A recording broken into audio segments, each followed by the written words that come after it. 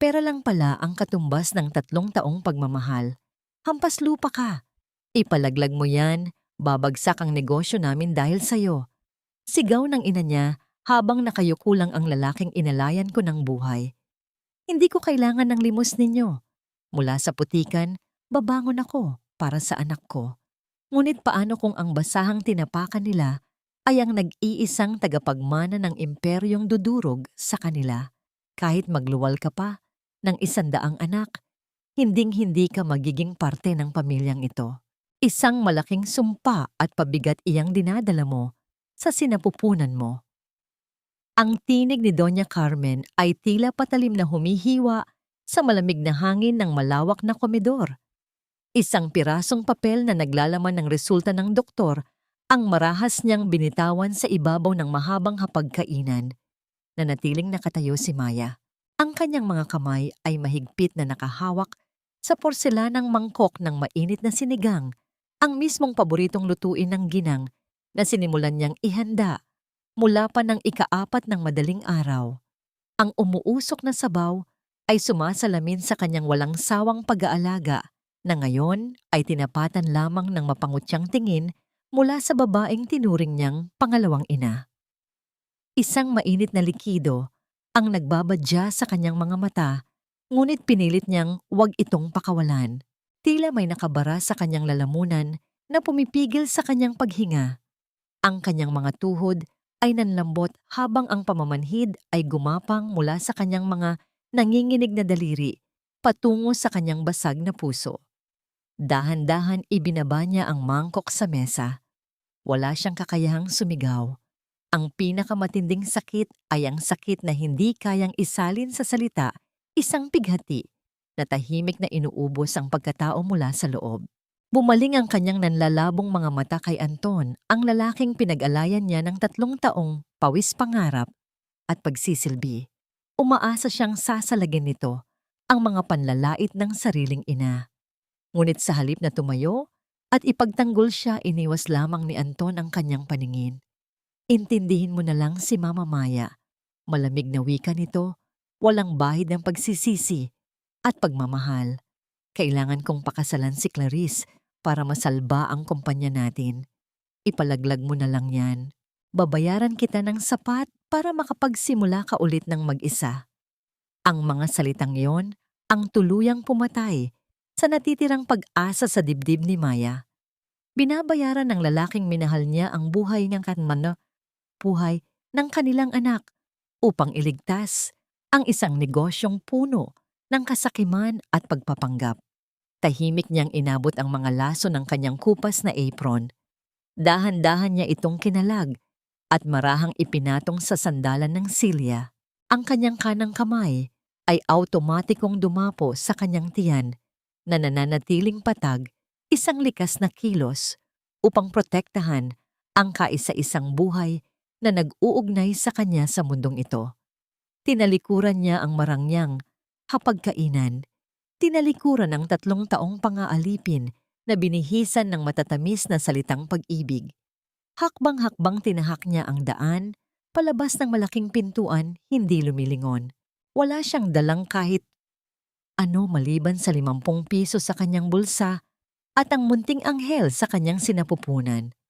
Sa paglabas niya sa mataas na tarangkahan, sinalubong siya ng malakas na buhos ng ulan mula sa nagngangalit na kalangitan. Ang malamig na tubig ay humalo sa maiinit niyang luha na ngayon ay malaya ng umaagos. Sa loob ng kanyang bulsa, naramdaman niya ang panginginig ng kanyang lumang telepono. Isang mensahe ang umilaw sa basag na screen nito mula sa isang hindi kilalang numero. Oras na para umuwi, senyorita. Ngunit bago pa man niya maunawaan ang kahulugan ng kakaibang mensaheng iyon, isang nakakabinding liwanag mula sa isang marangyang itim na sasakyan ang tumama sa kanyang paningin. Huminto ito ng marahas ilang pulgada na lamang mula sa kanyang nanginginig na katawan. Ang bawat patak ng ulan na humahampas sa malamig na semento ay tila nagtatanong kung ito na ba ang katapusan ng kanyang pagdurusa o ang simula ng isang bagong bagyo na yayanig sa lahat. Ang liwanag mula sa mga headlight ng sasakyan ay tila dalawang matang mapanghusga na tumatagos sa basang anyo ni Maya. Nakatayo siya sa gitna ng kalsada, nanginginig ang buong katawan, habang ang ulan ay patuloy na humahampas sa kanyang balat. Ang kanyang kanang kamay ay nananatiling nakadiin sa kanyang tiyan, isang tahimik na panunumpa na kahit anong mangyari, hindi niya hahayaang masaktan ang munting buhay sa loob nito. Ang pagbukas ng pinto ng sasakyan ay nagdulot ng isang mahinang tunog na halos lamunin ng ingay ng bumubuhos na ulan. Isang lalaki ang lumabas tangan, ang isang malaking itim na payong. Hindi ito si Anton. Ang lalaking lumalapit ay may tindig na puno ng awtoridad. Ngunit ang kanyang mga hakbang ay banayad, tila ayaw niyang lalong takutin ang babaeng nasa harap niya. "Miss, okay ka lang ba?" Ang tinig ng lalaki ay malalim at may dalang hindi maipaliwanag na init na panandali ang nagpatahimik sa ginaw na nararamdaman ni Maya. Lumapit siya at itinapat ang payong kay Maya, hinahayaang ang sarili niyang balikat ang mabasa ng ulan. "Miss, kailangan mong sumilong. Hindi maganda sa kalagayan mo ang ganitong panahon." Napaatras si Maya, ang kanyang mga mata ay puno ng pag-aalinlangan at takot. Sa mundong kanyang kinagagalawan nitong mga nakaraang oras, ang bawat estranghero ay tila isang banta. "Kaya ko ang sarili ko, sir. Please, huwag niyo na lang akong pansinin." Ang kanyang boses ay bahagyang pumiyok, isang pagpapatunay na ang kanyang katatagan ay tila isang manipis na sinulid na anumang sandali ay mapuputol na. Hindi pinilit ng lalaki ang kanyang tulong.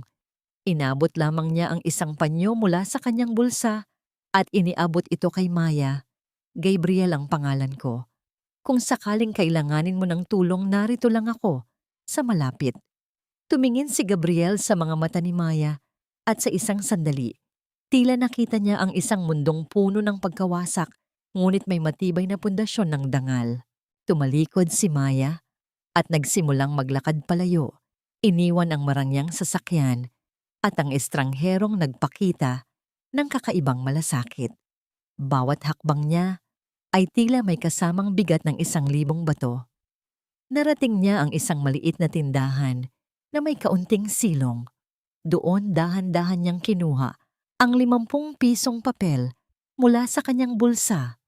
Ito na lamang ang natitira sa kanyang dangal, isang basang papel na tila sumasalamin sa kanyang nanlulumong kalagayan. Binilang niya ang bawat barya sa kanyang palad, sapat lamang para sa isang gabi sa pinakamurang tuluyan na kanyang mahahanap. Samantala, sa isang gusaling abot-langit ang taas, nakatayo ang isang lalaki sa harap ng malawak na bintanang salamin. Si Don Vicente ay nakatanaw sa malayo, hawak ang isang baso ng mamahaling alak. Ang katahimikan sa loob ng kanyang opisina ay nabasag lamang nang pumasok ang kanyang pinagkakatiwalaang tauhan. "Don Vicente, natagpuan na po namin si Senyorita Maya. Kasalukuyan po siyang naghahanap ng matutuluyan. Gusto niyo po bang magpadala kami ng tulong?" Ang tanong ng tauhan ay may kasamang pag-aalala. Huminga ng malalim ang matanda. Ang kanyang mga mata na dati ay puno ng bagsik ay pansamantalang nagpakita ng isang sugatang puso ng isang ama. "Huwag niyo siyang tulungan. Hayaan niyo siyang matuto. Kailangan niyang maunawaan na ang tunay na lakas ay hindi nagmumula sa perang ibinibigay ko, kundi sa pagbangon mula sa sarili niyang putikan. Ngunit magsimula na kayong kumilos. Gusto kong makitang gumuho ang kumpanya ng mga taong nagpaiyak sa aking anak. Siguraduhin ninyong walang matitira sa kanila, kundi ang abo ng kanilang kayabangan." Kinabukasan, ang sikat ng araw ay tila isang mapait na paalala sa bagong simula ni Maya. Pagod at gutom, narating niya ang isang maliit ngunit malinis na kainan sa kanto ng isang mataong kalsada. Nakapaskil sa pintuan ng isang sulat kamay na anunsyo kailangan ng serbidora. Pumasok siya at buong tapang na hinarap ang may-ari. Pagkatapos ng ilang sandali ng pagtatanong, binigyan siya ng pagkakataong magsimula agad. Suot ang isang simpleng uniforme, sinimulan ni Maya ang kanyang unang araw ng marangal na pagtatrabaho. Ngunit ang kanyang payapang pagsisimula ay tila nakatakdang gambalain ng tadhana. Isang pangkat ng mga kababaihang nakadamit pang mayaman ang pumasok sa kainan. Ang kanilang mga boses ay puno ng mapang-aping tawa na tila kabisado na ng mga pandinig ni Maya. Sa gitna ng grupo nakita niya ang mukha na hinding-hindi niya malilimutan si Doña Carmen na may suot pang malalaking alahas na tila nagniningning sa ilalim ng ilaw ng kainan. Maya pagsilbihan mo ang VIP table na yon. Sila ang pinakamahalagang kliyente natin ngayong araw, ang utos ng kanyang boss, na hindi alam ang madilim na kahapon sa pagitan nila. Nanigas ang buong katawan ni Maya.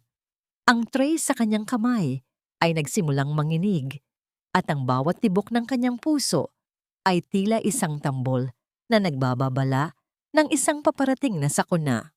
Paano niya haharapin ang babaeng tumapak sa kanyang pagkatao? Sa sandaling ang tanging sandata niya ay ang kanyang serbisyo at isang pusong puno ng sugat na hindi pa naghihilom. Akalain mo nga naman, dito ka lang pala pupulutin. Maya isang hamak na serbidora matapos mong tangkaing sirain ang buhay ng anak ko. Ang tinig ni Doña Carmen ay umalingaw-ngaw sa loob ng maliit na kainan dahilan upang ang lahat ng mata ng mga customer ay lumingon sa direksyon ni Maya. Ang bawat salita ng matanda ay tila isang latay ng latigo na tumatama sa hubad na kaluluwa ni Maya. Nakatayo ang dalaga, mahigpit ang hawak sa tray na tila ito na lamang ang tanging bagay na pumipigil sa kanya upang hindi tuluyang mabuwal.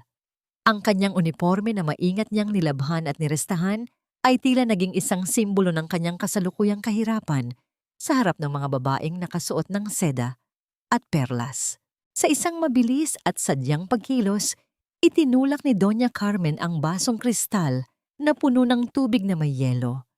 Ang malamig na likido ay dahan-dahang gumapang sa tela ng uniforme ni Maya na nunuot sa kanyang balat at nagdudulot ng isang matinding panginginig na hindi lamang dahil sa ginaw, kundi dahil sa matinding hiya.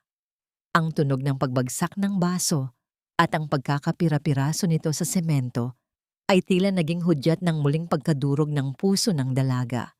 Ay look what happened. Ang clumsy mo talaga. Kahit kailan sigaw ng isa sa mga kaibigan ni Doña Carmen habang nagtatakip ng ilong na tila ba may masamang amoy na nanggagaling kay Maya. Sa gitna ng kaguluhan, bumukas ang pinto ng kainan at pumasok si Anton, suot ang isang mamahaling suit at nasa tabi niya ang isang magandang babaeng nakakapit sa kanyang braso, si Clarice. Huminto ang mundo ni Maya nang magtagpo ang kanilang mga mata. Ang lalaking minsang nangako na siya ang magiging reyna ng kanyang tahanan ay nakatingin ngayon sa kanya nang may halong pandidiri at pagkahiya. Sa halip na lumapit at itayo siya, dahan-dahang iniwas ni Anton ang kanyang paningin at iginiya si Clarice sa kabilang dulo ng kainan na tila ba ang babaeng basang-basa at nanginginig sa harap niya ay isang dumi na hindi dapat pag-aksayahan ng pansin. Ang bawat butil ng tubig na pumapatak mula sa laylayan ng kanyang damit ay tila mga luhang hindi na magawang ilabas ng kanyang mga mata. Ang kanyang lalamunan ay nanunuyo at ang bawat hininga niya ay may kasamang hapdi. Sa loob-loob niya naramdaman niya ang marahas na pagpintig ng kanyang puso, hindi dahil sa galit, kundi dahil sa huling piraso ng kanyang dignidad na unti-unti nang nilalamon ng kawalan ng pag-asa. Dahan-dahang ibinaba ni Maya ang tray sa bakanting mesa. Pinilit niyang tumayo ng tuwid, kahit na ang kanyang mga binti ay tila gawa sa marupok na kawayan. Tiningnan niya si Doña Carmen hindi nang may pagmamakaawa, kundi nang may isang klase ng katahimikan na mas malakas pa sa anumang sigaw. Huwag niyo na pong pag-abalahan ang pag-report sa akin, Doña Carmen, dahil bago niyo pa ako maipaalis, kusa na akong aalis sa lugar na ito. Ang boses ni Maya ay mahina, ngunit may diin na tila isang sumpa. Kinalag niya ang kanyang name tag at maingat na ipinatong sa ibabaw ng basang lamesa. Mas pipiliin ko pang magutom kaysa kumain ng perang galing sa mga taong walang kaluluwa. Tumalikod siya at naglakad palabas, hindi lumingon kahit isang beses. Ang bawat hakbang niya palayo sa kainan ay tila isang pagbaklas sa lahat ng sakit na kanyang tiniis. Ngunit sa paglabas niya sa huling pintuan, sinalubong siya ng malupit na init ng araw. Ang kanyang pandinig ay nagsimulang mapuno ng isang ugong na tila nagmumula sa kailaliman ng lupa. Ang mga gusali sa kanyang paligid ay tila nagsimulang sumayaw, at ang kalsada ay tila naging isang malalim na hukay. Narating niya ang madilim na eskinita sa likod ng kainan bago tuluyang nawalan ng lakas ang kanyang mga tuhod. Napasandal siya sa malamig na pader, ang kanyang kamay ay mahigpit na nakahawak sa kanyang tiyan habang ang kanyang paningin ay unti-unting nilalamon ng kadiliman. Sa kanyang huling sandali ng kamalayan, isang tanong ang umalingaw-ngaw sa kanyang isipan. Ito na ba ang huling hininga ng kanyang pangarap? O may darating pa bang liwanag sa gitna ng ganitong karimlan? Ang malamig na semento ng makipot na eskinita ay naging piping saksi sa pagbagsak ng isang babaeng pinagkaitan ng tadhana. Bago pa man tuluyang lamunin ng dilim ang kanyang kamalayan, isang pamilyar na anino ang humarang sa nakakapasong sikat ng araw. Si Gabriel na nagkataong naglalakad pa uwi mula sa isang pulong ay natigilan nang makita ang pamilyar na uniforme. Nang makilala niya ang mukha ng babaeng inalok niya ng payong noong isang gabi, hindi siya nag-atubiling buhatin ito nang may buong pag-iingat, tila isang mamahaling porselana na takot niyang mabasag. Isang pamilyar ngunit nakakapanibagong amoy ng gamot ang unti-unting gumising sa natutulog na diwa ni Maya. Dahan-dahan niyang iminulat ang kanyang mga mata, sasalubungin ng maputing kisame at banayad na liwanag ng isang pribadong klinika. Ang unang emosyon na bumalot sa kanyang dibdib ay hindi ginhawa, kundi isang matinding pangamba. Napaka pa siya sa kanyang bulsa, hinahanap ang huling 50 piso na kanyang pinanghahawakan. Ang kanyang paghinga ay naging mababaw at mabilis. Ang kanyang mga nanginginig na kamay ay naghahanap ng suporta upang tumayo. Labis na natatakot sa halaga ng pagpapagamot na alam niyang hindi niya kayang bayaran. Bago pa man siya makababa sa higaan, bumukas ang pintuan ng kwarto. Pumasok si Gabriel, dala-dala ang isang mangkok ng umuusok na sopas na gawa sa manok. Nang makita niya ang matinding takot at pag-aalinlangan sa mga mata ni Maya, huminto siya at sadyang umatras ng isang hakbang upang bigyan ito ng espasyo. Wala siyang ginawang mabilis na galaw na maaring makapagpatakot palalo sa dalaga. Ang kanyang nangiti ay payapa, tila isang mainit na kumot sa gitna ng matinding taglamig. Huwag kang mag-alala, Maya. Bayad na ang lahat ng kailangan mo dito. Ang malalim, ngunit malambot na wika ni Gabriel. Maingat niyang ipinatong ang mangkok sa maliit na mesa sa tabi ng kama, pinapanatili ang ligtas na distansya sa pagitan nila. Kainin mo yan para sa inyong dalawa. Kailangan mong magpalakas dahil may isa pang buhay na umaasa sa iyo. Ang mga simpleng salitang yon ay nagpabagsak sa makapal na pader na itinayo ni Maya sa kanyang puso. Sa loob ng 3 taon sa puder ni na Anton, sanay siyang inuutusan, sinisigawan at patuloy na pinapaalalahanan ng kanyang kawalan ng halaga. Ito ang pinakaunang pagkakataon na may isang taong nag-alala kung kumain na ba siya o kung nakakaramdam siya ng lamig nang walang hinihinging kapalit. Nanginginig ang kanyang mga daliri nang abutin niya ang kutsara. Ang unang higop ng mainit na sabaw ay sinabayan ng pagpatak ng kanyang masaganang luha. Tahimik siyang umiyak, ang kanyang mga balikat ay umaangat sa bawat pigil na hikbi, hindi dahil sa sakit ng nakaraan, kundi dahil sa isang nakakapanibagong pakiramdam ng kalinga. Lumapit ng bahagya si Gabriel nang makita ang panginginig ng dalaga. Hinubad niya ang kanyang makapal na itim na jacket at maingat itong ipinatong sa malamig na mga binti ni Maya. Tinitiyak na walang anumang balat ang magkakadikit. Tumangulang siya bilang pagalo, isang tahimik na pangako na ligtas ito sa kanyang piling. Sa tulong ng gamot at ng mainit na pagkain, unti-unting bumigat ang mga talukap ni Maya. Pumanatag ang kanyang kalooban at tuluyan siyang naglayag, Sa isang mahimbing at ligtas na panaginip, nang makita ni Gabriel na maayos na ang dalaga, lumabas siya ng silid upang makipag-usap sa doktor na nag-asikaso kay Maya na isa ring matalik na kaibigan ng arkitekto. Sa isang mahinang tinig nagtanong ang doktor na may kahalong matinding pagtataka sa kanyang mga mata. Siya ba yung matagal mo nang hinahanap? Gabriel, isang malalim na buntong hininga lamang ang naging sagot ni Gabriel kasabay ng isang makahulugang pagtingin sa saradong pinto kung saan payapang natutulog ang dalaga. Samantala, sa isang magarbong opisina sa kabilang panig ng syudad, ang mundo ni Anton ay nagsisimula ng gumuho.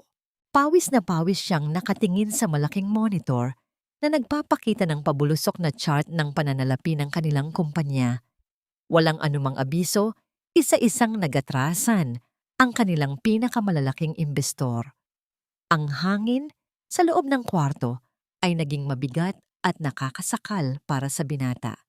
Tila isang sunod-sunod na sumpa ang mga ilaw sa kanyang telepono ay walang tigil sa pag-ilap kasabay ng walang patid na pag-alingaw-ngaw ng linya na nagdadala ng mga mensahe ng pagkansela ng mga kontrata.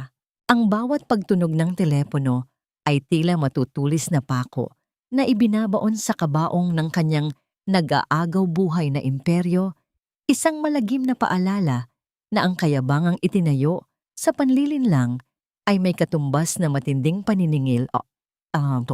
Sa loob ng mansyon na dati ay puno ng halimuyak ng mga mamahaling bulaklak ngayon, ay namamayani ang isang mabigat na katahimikan na tila ba nagbabadya ng isang malakas na unos. Si Doña Carmen ay nakatayo sa gitna ng kanyang malawak na sala. Ang kanyang mga kamay ay nanginginig habang hawak ang isang listahan ng mga panauhin para sa kanyang nakatakdang tea party.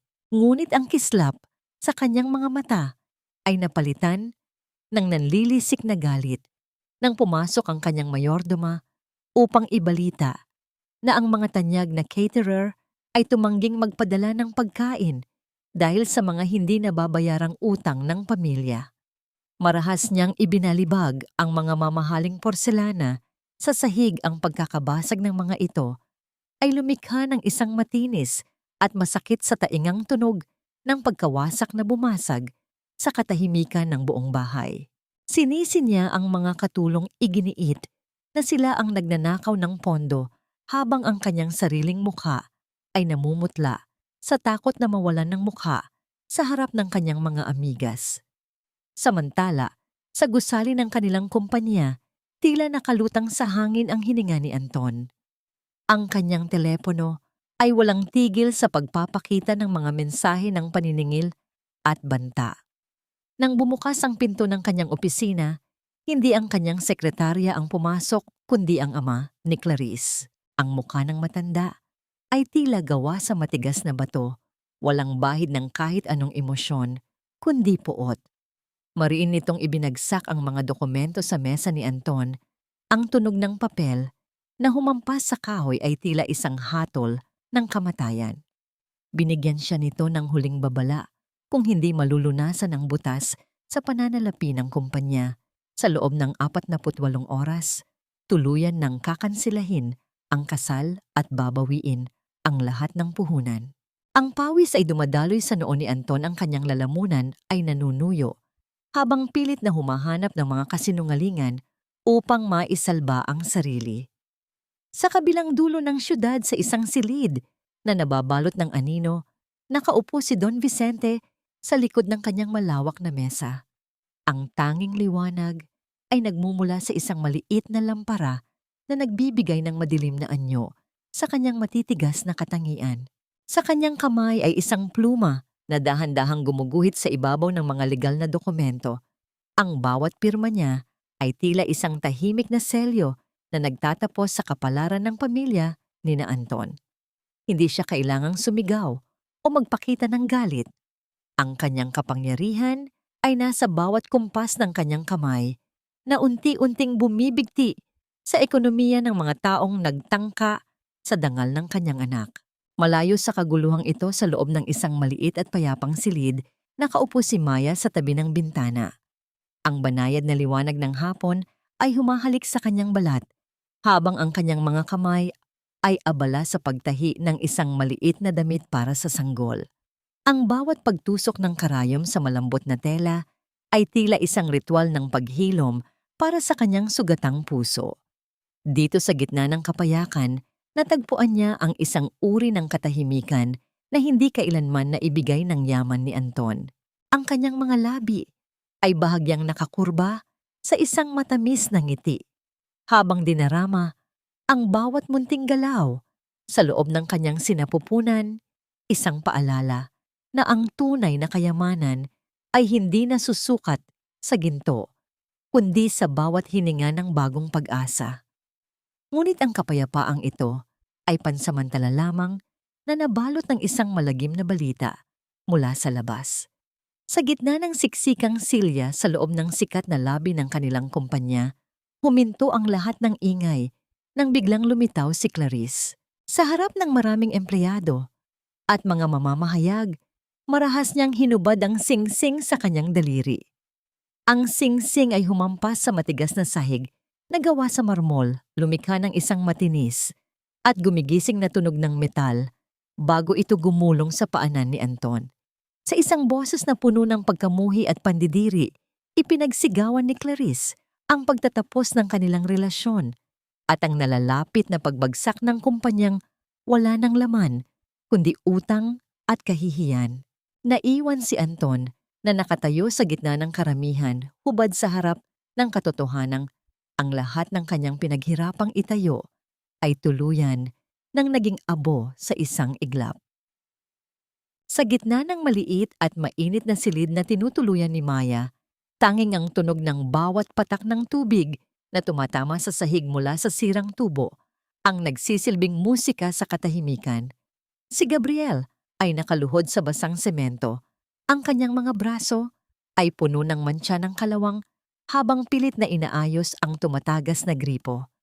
Ang pawis ay malayang dumadaloy mula sa kanyang noo, bumabakas sa kanyang malapad na balikat na tila ba pasanin niya ang bawat bigat ng mundong iniwan ni Maya. Mula sa pintuan, tahimik na pinagmamasdan ni Maya ang arkitekto. May kung anong hapdi sa kanyang dibdib nang makita ang isang taong may mataas na katayuan sa buhay na nagpapakumbaba para lamang sa kanyang kaginhawaan. Kumuha siya ng isang malinis na puting tuwalya at dahan-dahang lumapit. Nais niyang punasan ang pawis sa mukha ni Gabriel, ngunit sa gitna ng kanyang pagkilos ay bigla siyang nag-alinlangan. Naalala niya ang bawat pagkakataong pinandidirihan siya ni na Anton at Doña Carmen, ang bawat beses na pinaramdam sa kanya na ang kanyang haplos ay isang dumi. Wait lang, Maya. Malapit na itong maayos. Just give me one more minute, ang wika ni Gabriel habang pilit na pinipihit ang matigas na tornilyo. Sa isang huling puwersa, ang pagtagas ng tubig ay tuluyang huminto, pinalitan ng isang ganap na katahimikan na tila ba nagbibigay pugay sa kanyang tagumpay. Tumayo si Gabriel at humarap kay Maya, hinihingal ngunit may ngiti sa kanyang mga mata. Sa pagkakataong yon, hindi na nakapagpigil si Maya. Inabot niya ang tuwalya at dahan-dahang idinampi ito sa noo ng lalaki. Ang kanilang mga daliri ay panandali ang nagdaup, isang munting haplos na tila nagpadaloy ng kuryente sa buong katawan ng dalaga. Hindi agad binawi ni Gabriel ang kanyang kamay. Sa halip hinayaan niyang manatili ang katahimikan habang ang kanilang mga paningin ay nagtatagpo sa gitna ng madilim na silid. Pasensya ka na, Gabriel. Sobra-sobra na itong ginagawa mo para sa akin. Hindi ko alam kung paano ka babayaran ang mahinang bulong ni Maya. Ang kanyang mga mata ay nagsisimulang mangilid ng luha dahil sa hindi maipaliwanag na kalinga. Hindi mo kailangang magbayad, Maya, ang malambot na sagot ni Gabriel habang kinukuha ang tuwalya mula sa kamay ng dalaga. Naupo siya sa gilid ng maliit na kama, ang kanyang paningin ay nakatuon sa malayo. Tila may inaalalang isang masakit na bahagi ng kanyang nakaraan. Nawalan din ako ng mahal sa buhay, ilang taon na ang nakalilipas. My wife passed away because of a long illness. Nung mga panahong yon, wala akong magawa, kundi panoorin siyang mahirapan. Kaya siguro kapag nakakakita ako ng taong lumalaban ng mag-isa, hindi ko mapigilang tumulong. You don't have to carry the whole world on your shoulders, Maya. It's okay to let someone hold the umbrella for you sometimes. Ang pag-amin na yon ni Gabriel ay nagsilbing gamot sa mga sugat na iniwan ni Anton. Natanto ni Maya na ang pag-ibig ay hindi pala palaging nangangahulugan ng pag-aalay ng sarili hanggang sa maubos. Maaari rin palang ang pag-ibig ay ang pagkakaroon ng isang taong handang maupo sa tabi mo sa gitna ng iyong pagkawasak. Nang lumalim ang gabi, pinilit ni Gabriel na magpahinga na si Maya. Habang ang dalaga ay dahan-dahang nakakatulog sa upuan dahil sa labis na kapaguran lumapit si Gabriel at maingat na ipinatong ang kanyang ulo sa sandalan ng upuan. Nanatili siyang nakaupo sa sahig sa tabi nito, binabantayan ang bawat hininga ni Maya, na tila ba isa itong kayamanang kailangan niyang protektahan mula sa malupit na mundo. Ngunit ang kapayapaang iyon ay biglang napigtas. Nagising si Maya na may kasamang matinding panginginig. Isang matalim na hapdi ang biglang gumuhit sa kanyang puson na tila ba may libu-libong karayom na tumutusok sa kanyang sinapupunan. Napakapit siya nang mahigpit sa braso ni Gabriel, ang kanyang muka ay namutla at ang kanyang mga labi ay nanginginig sa takot. Gabriel, ang baby ko. Ang kanyang boses ay tila isang piping pagsamo sa gitna ng dilim, habang ang bawat segundo ay nagiging isang pakikipaglaban para sa buhay na kanyang pinoprotektahan. Ang bawat pasilyo ng ospital ay nababalot ng isang sterile na katahimikan at amoy ng antiseptiko na nagbibigay ng halong takot at pag-asa. Sa gitna ng puting liwanag, mabilis ang bawat hakbang ni Gabriel habang karga ang nanghihinang katawan ni Maya. Ang pawis sa noo ng arkitekto ay nagpapatunay ng kanyang matinding pag-aalala, ngunit ang kanyang mga kamay ay nanatiling matatag at maingat. Tila ba hawak niya ang pinakamahalagang hiyas sa buong mundo. Maya, lumaban ka. Narito na tayo. Hindi kita pababayaan ang mahinang bulong ni Gabriel habang inihihiga ang dalaga sa malambot na kama ng pribadong silid.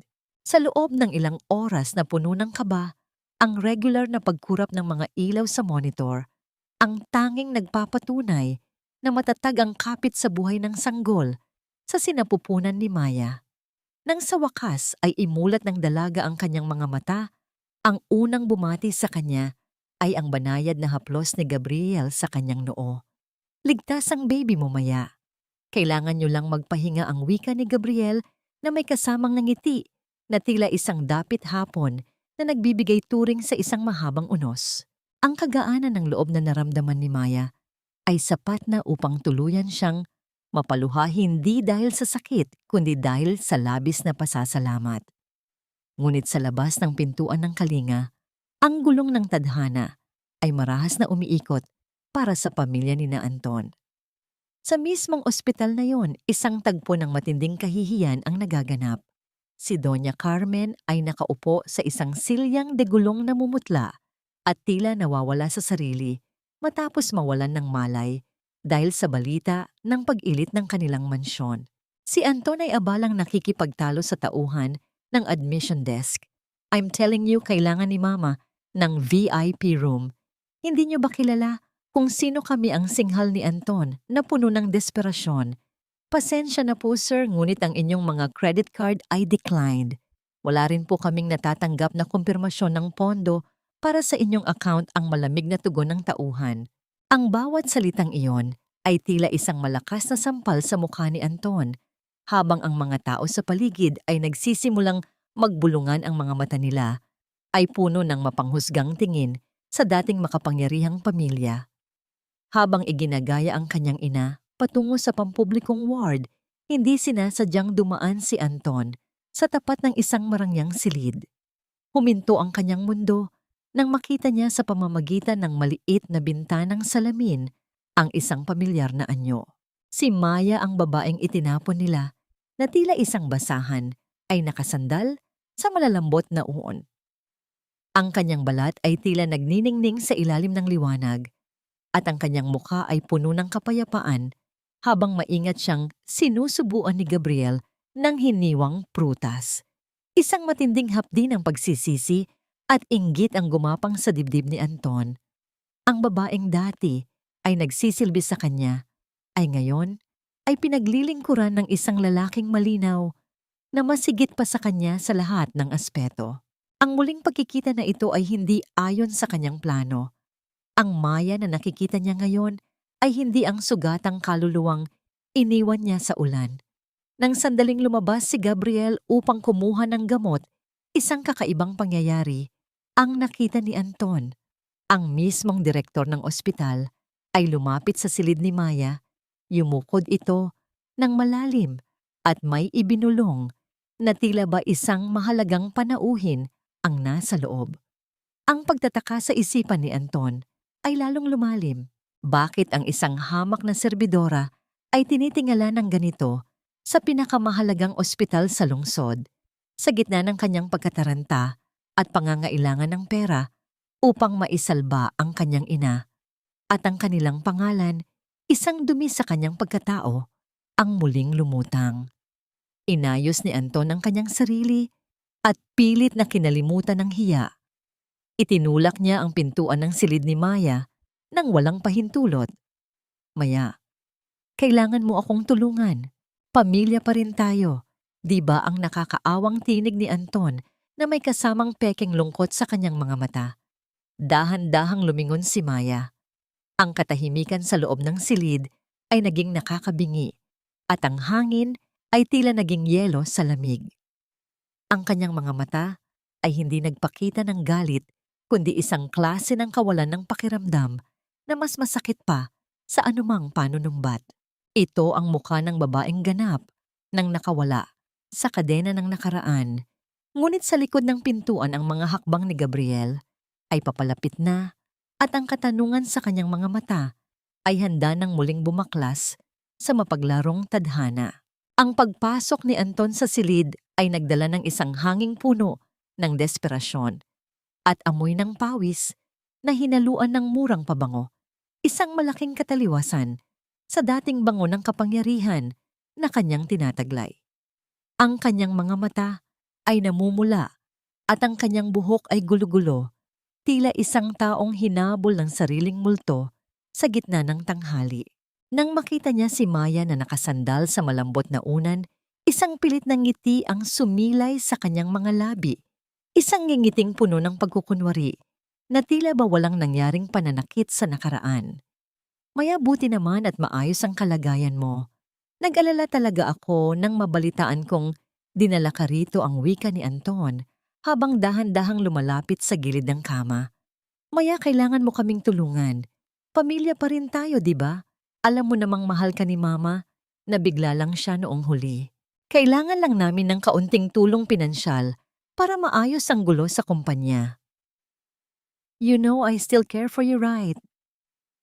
Ang bawat salitang lumalabas sa bibig ni Anton ay tila malalansang isda na nagpapasuka sa damdamin ni Maya. Ang paggamit nito sa salitang pamilya at ang pagbaluktot sa katotohanan ay isang malinaw na pagtatangka ng manipulasyon.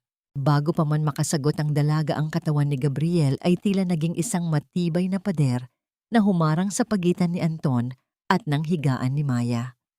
Ang mga kamao ng arkitekto ay nakakuyom sa kanyang gilid at ang kanyang panga ay mahigpit na nakatikom, handang itapon ang sinumang mangahas na muling magdala ng ligalig sa kanyang pinoprotektahan.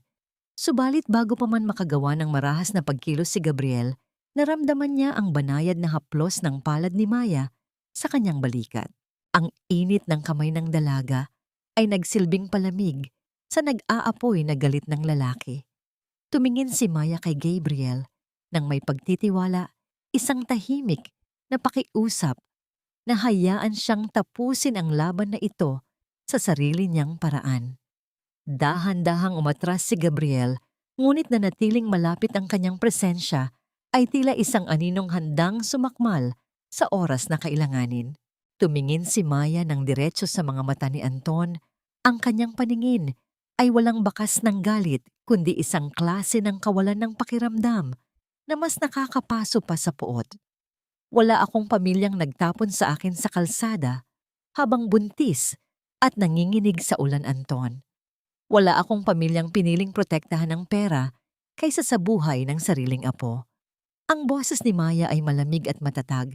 Tila bawat salita ay isang hatol na hindi na mababago. Lumabas ka na bago ko patawagin ang mga security. Hinding-hindi ko dudumihan ang mga kamay ko para iligtas ang mga taong sumamba sa ginto at kinalimutan ang pagkatao. Ang mukha ni Anton ay naging kulay abo. Ang kanyang huling alas ay naging abo sa harap ng katotohanan. Nang makita niyang walang bahid ng paglambot sa puso ni Maya, nagsimula siyang magmura ng mahina. Ngunit bago pa man siya makapagsalita, nang masama dalawang malalaking lalaki na nakauniporme ng asul ang pumasok sa silid.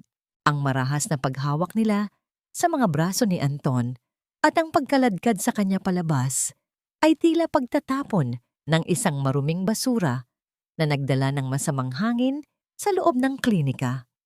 Nang muling bumalik ang katahimikan sa silid, dahan-dahang kinuha ni Maya ang isang mapulang mansanas mula sa plato sa kanyang tabi.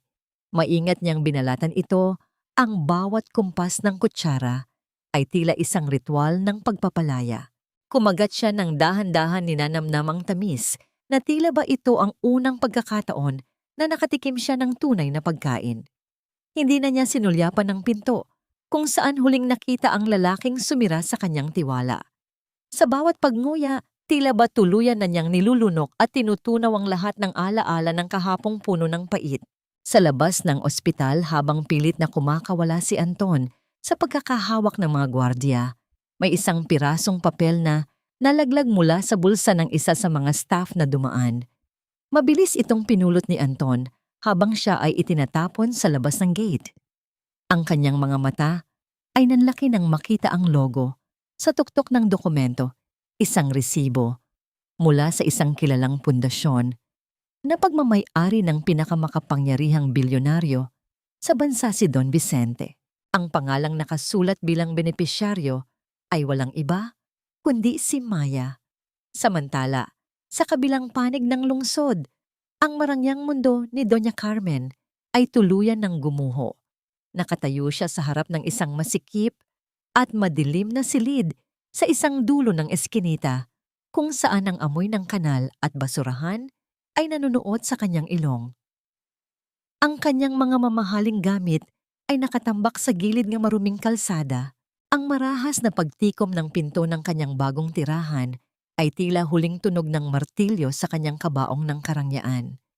Napasandal siya sa pader na puno ng dumi, ang kanyang mga mata ay unti-unting nawawala sa katinuan habang ang kanyang mahabang tawa na puno ng pait ay nagsimulang umalingaw-ngaw sa madilim na pasilyo, isang malagim na himig ng isang reynang nawala ng trono at katinuan.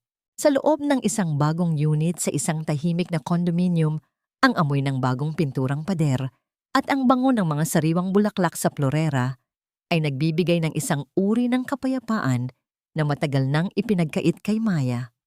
Ang silid ay puno ng liwanag na nagmumula sa malalaking bintana.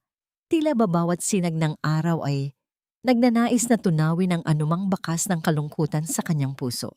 Si Gabriel ay naghahanda na para sa kanyang trabaho, ngunit bago siya umalis, ay tinitiyak muna niya na ang bawat pangangailangan ni Maya ay nasa abot kamay lamang nito.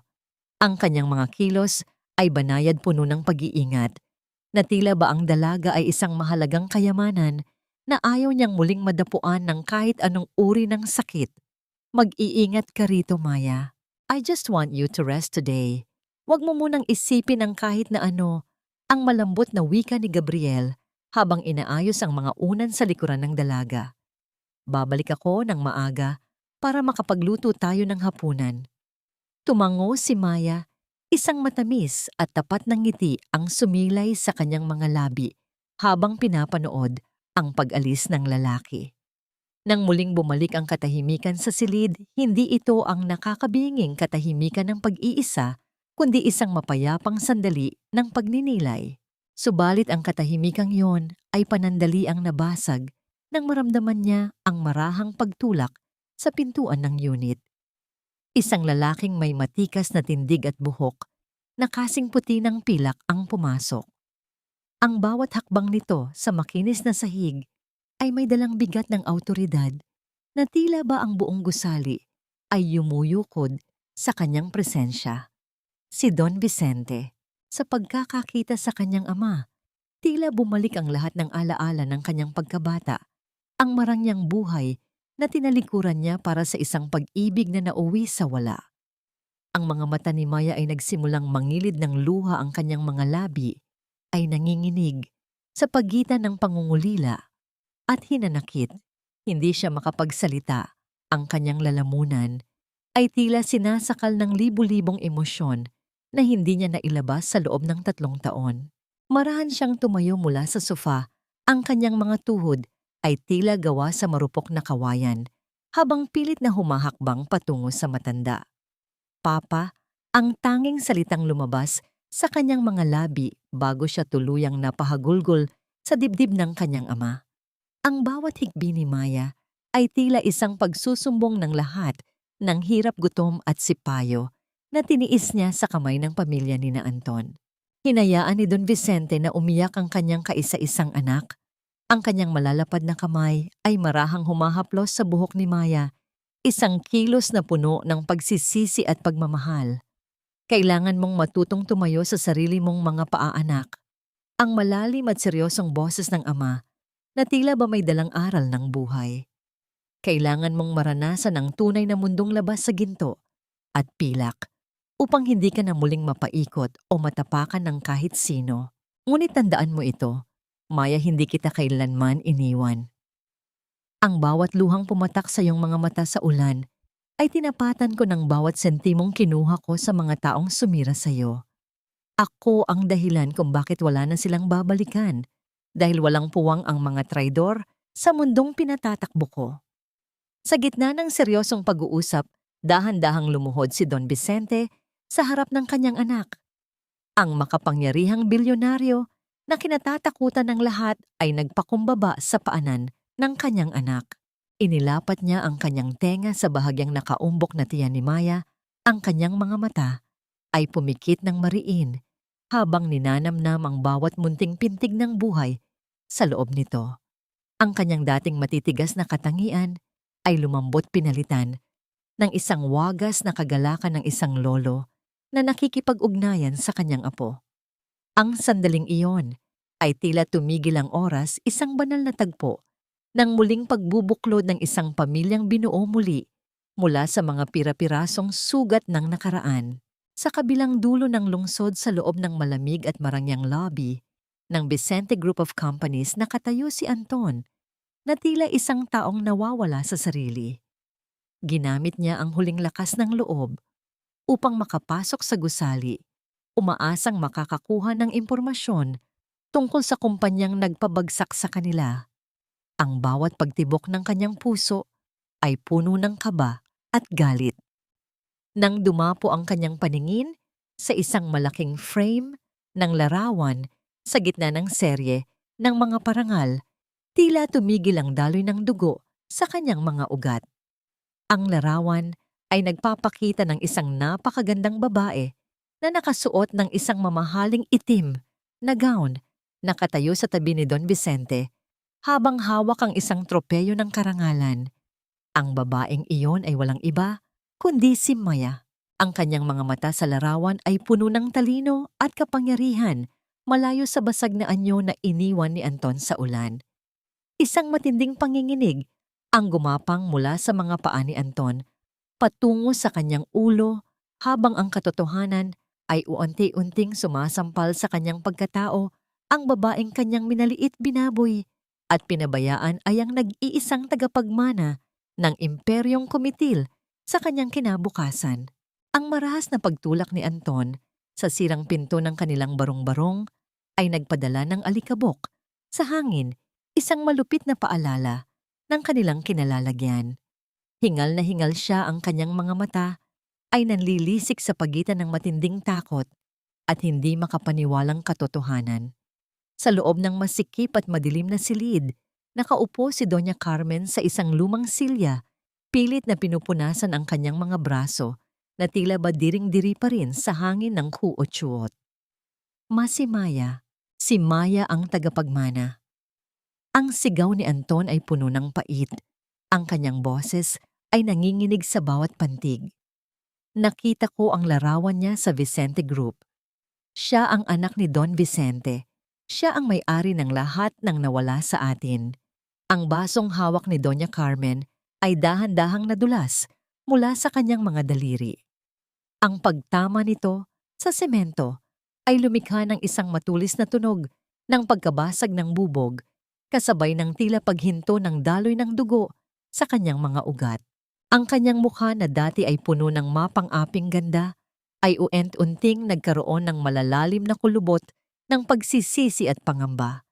Ang kanyang mga labi ay nanginginig, pilit na bumubuo ng mga salitang hindi lumalabas sa kanyang lalamunan.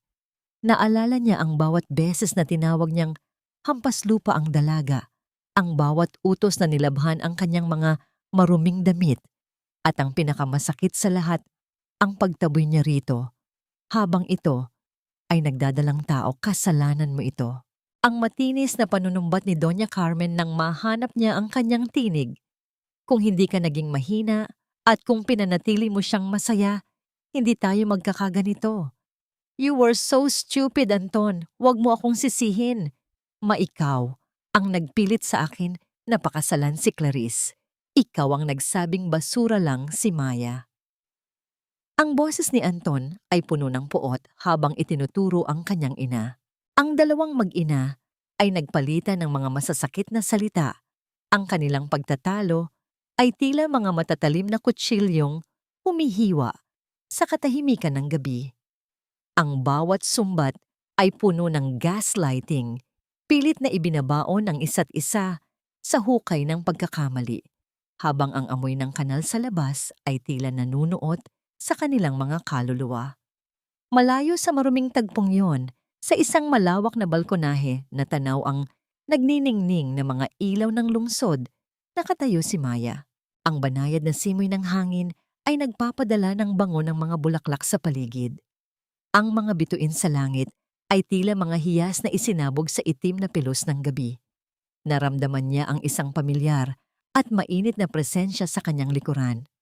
Dahan-dahang ipinatong ni Gabriel ang isang malambot na shawl sa mga balikat ni Maya, tinitiyak na hindi ito giniginaw. Sa isang pagkilos na puno ng pag-iingat at paggalang, isinandal ni Maya ang kanyang ulo sa balikat ng arkitekto. Ang bango ng sabon at pagkalalaki ni Gabriel ay nagbigay sa kanya ng isang uri ng seguridad na hindi niya naramdaman sa loob ng maraming taon. Walang salitang namutawi sa kanilang mga labi, sapat na ang init ng kanilang mga katawan at ang sabay na pagtibok ng kanilang mga puso upang ipahayag ang isang damdaming higit pa sa pagkakaibigan. Dito sa gitna ng katahimikan, ang mga sugat ni Maya ay tila uant-unting naghihilom, pinalitan ng isang matamis na pag-asa para sa hinaharap. Bumalik ang eksena sa huotyot kung saan si Doña Carmen ay nakaluhod sa sahig. Yakap ang kanyang isang lumang tuwisach, hanghiw na luma na at kupas. Ipinatong niya ang kanyang pisngi sa balat ng bag. Tila ito na lamang ang tanging koneksyon niya sa nakaraang siya ay reyna. Ang kanyang mga luha ay pumatak sa tuyong balat ng bag, habang ang kanyang mga mata ay nanatiling nakatitig sa kawalan. Sa kabilang sulok, nakatingin si Anton sa isang kalawanging kutsilyo sa ibabaw ng lamesa. Ang kanyang mga mata ay puno ng desperasyon. Ngunit sa halip na gumawa ng marahas na bagay, isang mapait na plano ang nabuo sa kanyang isipan. Ang kanyang mukha ay nagkaroon ng isang nangising puno ng panlilinlang. Kailangan nating bumalik sa kanya, Ma. Hindi siya makakatanggi kung ipakikita natin ang ating paghihirap. Gagamitin natin ang awa niya, ang wika ni Anton, na tila isang ahas na naglalaway sa kanyang biktima. Kasabay ng pagbuhos ng malakas na ulan, ang langit ay muling nagdilim, tila nagbabadya ng isa pang unos. Si Anton ay lumabas ng kanilang barong-barong, hinayaan ng malamig na tubig na bumasa sa kanyang manipis na damit. Naglakad siya patungo sa gusali. kung saan alam niyang naroon si Maya. Sa harap ng mataas na pintuan, dahan-dahan siyang lumuhod sa gitna ng ulan, ang kanyang mga kamay ay nakadikit sa semento, pilit na bumubuo ng isang anyo ng matinding paghihirap. Habang ang bawat patak ng ulan ay tila mga pako na tumutusok sa kanyang balat, isang tanong ang nananatiling nakabitin sa hangin. Magagawa ba ng kanyang huling panlilinlang na muling buksan ang pusong minsan na niyang winasak? O ang ulan bang ito ang huling maglulunod sa lahat ng kanyang pag-asa? Sa ilalim ng malupit na buhos ng ulan na tila walang balak tumigil, dalawang anyo ng tao ang nakaluhod sa harap ng nagniningning na pasukan ng malawak na gusali.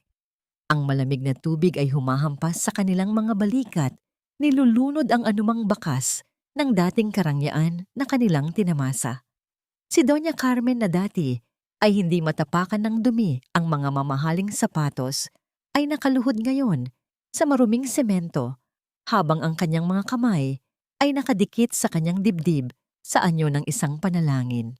Ang kanyang buhok ay nakadikit sa kanyang mukha at ang kanyang mga mata ay puno ng luhang humahalo sa bawat patak ng ulan. Sa tabi niya si Anton ay nakayuko, ang kanyang mga kamao ay nakabaon sa basang sahig, habang ang kanyang buong katawan ay nanginginig sa ginaw at matinding kahihiyan. Nang bumukas ang malaking pintuang salamin, lumabas si Maya kasabay ni Gabriel.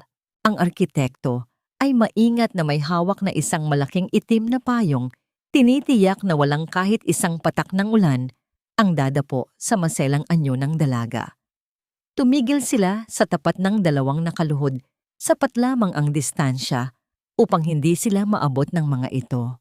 Ang liwanag mula sa loob ng lobby ay nagbibigay ng isang maringal na anino kay Maya, na tila ba isa siyang reynang nakatunghay sa kanyang mga nagkasalang sakop. Maya, anak, patawarin mo si Mama. Ang pagsamo ni Doña Carmen na may kasamang paghagulgol na tila hayop na nasasaktan. Ang kanyang tinig ay nanginginig at hirap na lumalabas sa pagitan ng kanyang mga labi. Ikaw ang tunay na manugang ko, Maya. Nabigla lang ako noon dahil sa hirap ng buhay, pero ikaw ang tanging kinikilala kong dumi sa aking puso na ngayon ay nagsisisi. Tulungan mo kami, anak. Huwag mo kaming hayaang mabulok sa lansangan. Tumingin si Maya sa babaeng dati ay nagpaulan sa kanya ng panlalait.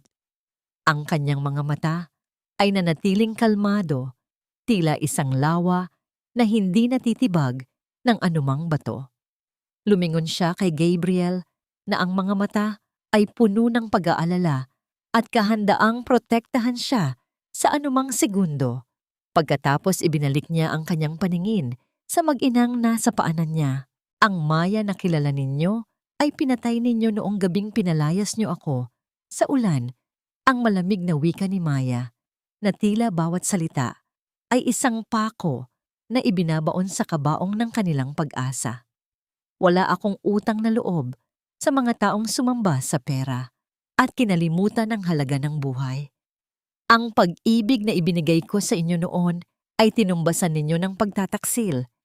Ngayon anihin ninyo ang itinanim ninyong kasakiman. Ito na ang huli nating pagkikita. Sa isang mabilis na pagkilos, dahan-dahang tumalikod si Maya. Ang laylayan ng kanyang mamahaling bestida ay bahagyang humampas sa mukha ni Anton na nakasubsob sa semento, isang piping paalala ng agwat na ngayon ay namamagitan sa kanila. Hindi niya binigyan ng kahit isang sulyap ang lalaking minsang nangako sa kanya ng mundo, ngunit mas piniling iligtas ang sariling balat. Binitawan ni Maya ang lahat ng bigat na kanyang dinala sa loob ng mahabang panahon. Pumasok muli sila ni Gabriel sa loob ng gusali. Habang naglalakad patungo sa elevator, naramdaman ni Maya ang isang matinding kagaanan sa kanyang dibdib. Ang bawat hakbang niya ay tila isang paglipad palayo sa madilim na kahapon. Nang makapasok sila sa elevator, humarap siya kay Gabriel at isang matamis at malayang ngiti ang sumilay sa kanyang mga labi. Sa sandaling iyon, ang arkitekto ay hindi nakapagpigil na haplusin ang kanyang pisngi, isang kilos na puno ng paghanga at pag-ibig. Ngunit bago pa man makapagsalita si Gabriel, biglang natigilan si Maya. Ang kanyang mga mata ay lumaki at ang kanyang mga kamay ay mahigpit na napahawak sa braso ng lalaki. Isang matalim at marahas na sakit ang biglang gumuhit mula sa kanyang likuran patungo sa kanyang puson na tila ba ang buong mundo niya ay biglang niyanig ng isang malakas na puwersa.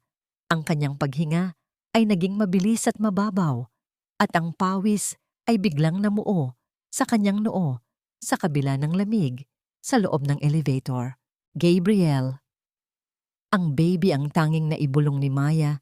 Bago siya napakapit ng mahigpit sa dingding, ang kanyang muka ay namumutla, habang ang bagong buhay sa kanyang sinapupunan ay tila nagpapahiwatig na oras na upang harapin ang isang bagong simula sa gitna ng matinding sakit. Ang bawat sandali sa loob ng elevator ay tila naging isang mahabang taon habang ang bakal na sasakyan ay dahan-dahang umaakyat patungo sa itaas. Sa loob ng makipot na espasyong yon, ang tanging maririnig ay ang mabilis at mabigat na paghinga ni Maya na hinaluan ng banayad at nagpapakalmang tinig ni Gabriel. Ang mga kamay ng arkitekto ay mahigpit na nakahawak sa mga balikat ng dalaga. Tinitiyak na hindi ito tuluyang mabuwal sa gitna ng marahas na sakit na tila ba humahati sa katawan ni Maya. Nang sa wakas ay bumukas ang mga pintuan, sinalubong sila ng mga nagmamadaling hakbang ng mga medikal na tauhan na tila ba alam na ang bawat segundo ay mahalaga para sa dalawang buhay na nakataya. Inilipat si Maya sa isang degulong na higaan at ang mabilis na pag-ikot ng mga gulong sa makinis na sahig ng ospital ay lumikha ng isang ritmo ng pagmamadali na tila sumasabay sa pintig ng kanyang puso. Sa kabila ng matinding hapdi na gumuguhit sa kanyang buong pagkatao, hindi binitawan ni Gabriel ang kanyang kamay. Ang init ng palad ng lalaki ay nagsilbing angkla ni Maya sa gitna ng nagngangalit na dagat ng sakit. Nang makarating sila sa pinto ng delivery room, panandali ang tumigil ang mundo. Tumingin si Gabriel ng malalim sa mga mata ni Maya, isang tingin na puno ng pangako at hindi matatawarang debosyon. You can do this, Maya. Narito lang ako. Hindi ako aalis sa tabi mo. Just breathe, mahal ko, ang mahinang bulong ni Gabriel bago sila tuluyang pumasok sa loob ng silid na nababalot ng puting liwanag. Sa loob ng silid panganakan, ang bawat hininga ni Maya ay naging isang panalangin.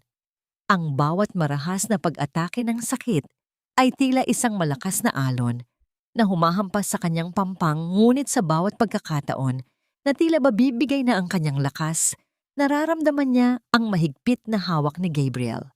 Suot ang puting damit pang-operasyon na natili ang arkitekto sa tabi ng ulunan ni Maya. Ang pawis sa noo ni Gabriel ay tila ba siya rin ang nakikipagbuno sa bawat hirap ng dalaga. Sa mga sandaling iyon, ang lahat ng pait ng kahapon, ang panlalait ni Doña Carmen at ang pagtataksil ni Anton ay tuluyan ng nabaon sa limot, pinalitan ng isang wagas na layunin na maisilang ang bunga ng kanyang pag-asa. Sa isang huling at matinding pag-ire, kasabay ng paghigpit ng hawak ni Maya sa mga riles ng kama, isang kakaibang katahimikan ang panandaliang bumalot sa silid. At pagkatapos ang katahimikang iyon ay binuwag ng isang matinis at malakas na tunog ng pag-iyak, isang himig ng buhay na tila ba isang tagumpay laban sa lahat ng dusa. Ang unang yak ng sanggol ay nagsilbing musika na nagpatigil sa luha ni Maya, ngunit sa pagkakataong ito, ang mga luhang dumadaloy ay dalisay na kagalakan. Maingat na inilapag ng doktor ang maliit at mapulang sanggol sa dibdib ni Maya.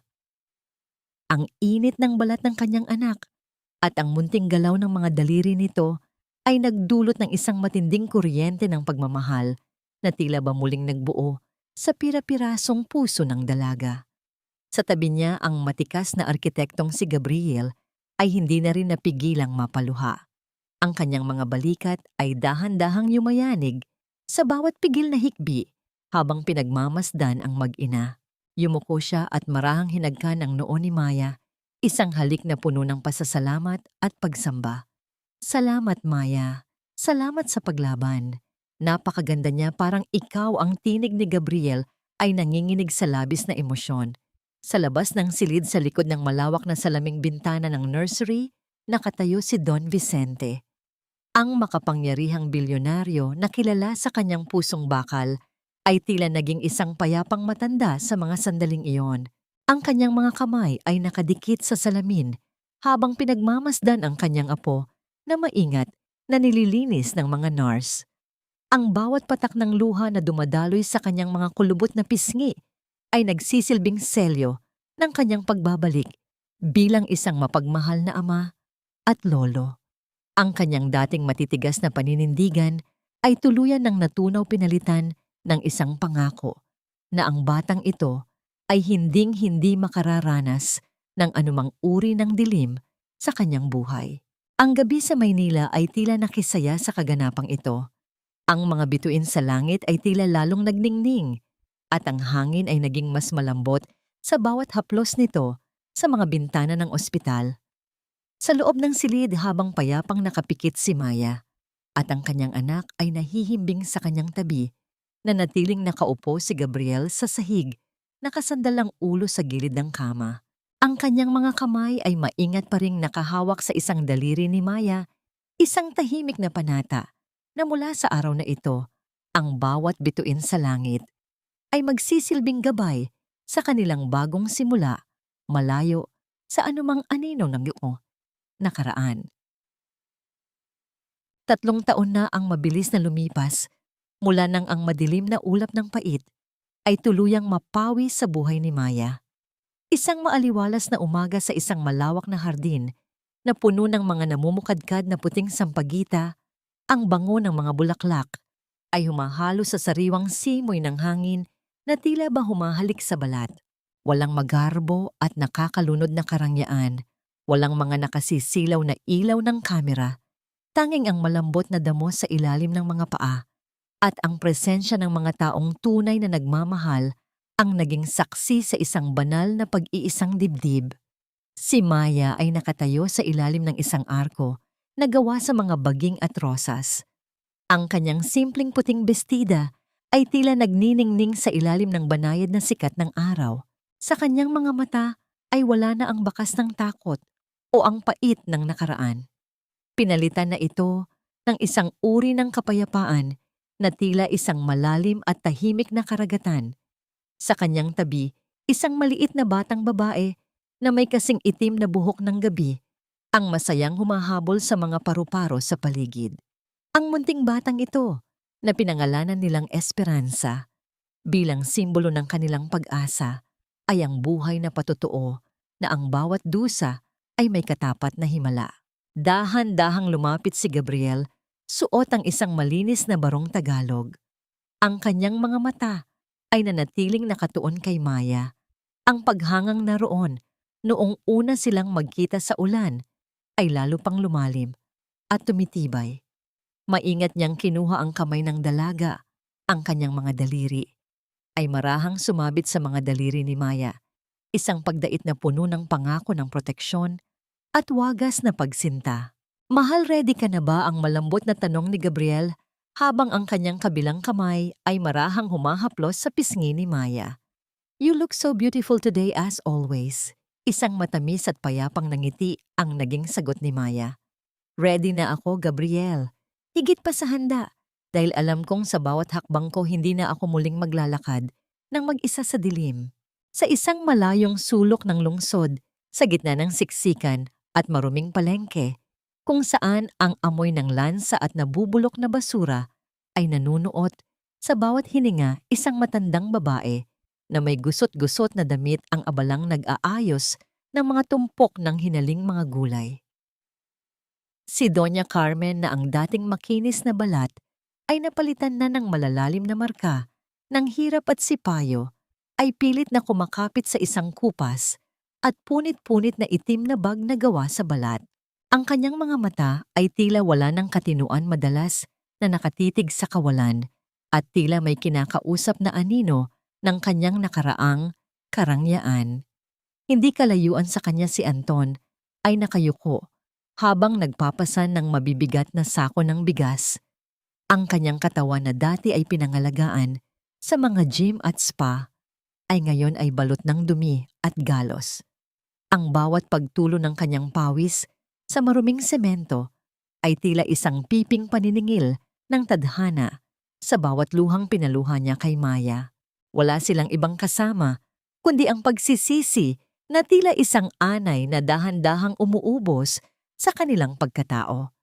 Hindi sila pinatay ng puot ni Maya, kundi ng bigat ng kanilang sariling mga pagkakamali at ng katotohanang sila mismo ang nagtaboy sa kanilang sariling kaligtasan. Bumalik ang eksena sa hardin kung saan si Don Vicente ay nakatanaw mula sa isang malapit na upuan. Ang matanda ay may hawak na isang maliit na baso ng tubig at ang kanyang mga mata ay puno ng kagalakan habang pinagmamasdan ng kanyang anak at apo. Sa kanyang puso, batid niyang tapos na ang kanyang tungkulin. Ang katarungan ay nakamit na sa pinakatahimik, ngunit pinakamasakit na paraan ng paglimot at ang pagbangon. Sa paglubog ng araw habang ang langit ay nagbibihis ng kulay ube at ginto na upo sina Maya at Gabriel sa isang kahoy na upuan sa ilalim ng matandang puno ng nara. Inihilig ni Maya ang kanyang ulo sa malapad na balikat ni Gabriel, ang kanyang mga kamay ay nakadikit sa kanyang dibdib. Gabriel, salamat.